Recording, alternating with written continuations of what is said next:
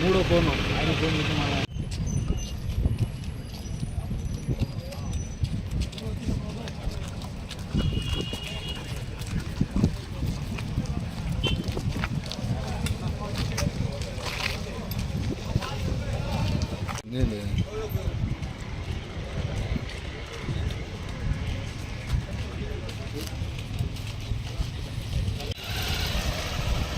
సరే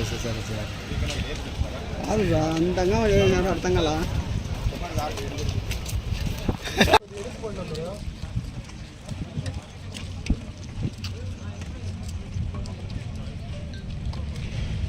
రైట్, అందరికీ నమస్కారం.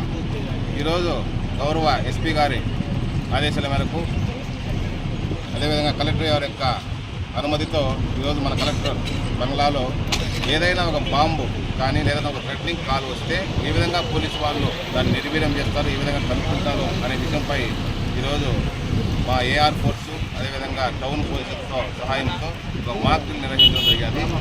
ఈ మాక్ డ్రిల్లో మా వాళ్ళంతా కూడా క్షుణ్ణంగా ఆ ప్రదేశాలను, ఆ చుట్టుపక్కల ప్రదేశాలను, అన్ని హాల్స్ను, ఛాంబర్స్ అన్ని కూడా చెక్ చేయడం జరిగింది. ఇది కేవలం మాక్ డ్రిల్లే, ప్రజలు కూడా భయపడిన అవసరం లేదు.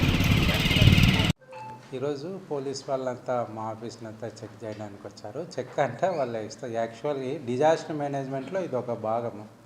మాక్ డ్రిల్ ట్రయల్ రన్ అంటే ఎప్పుడైనా ఏదైనా ప్రమాదం జరిగితే ఎట్లా ఎదుర్కొనాలా అని.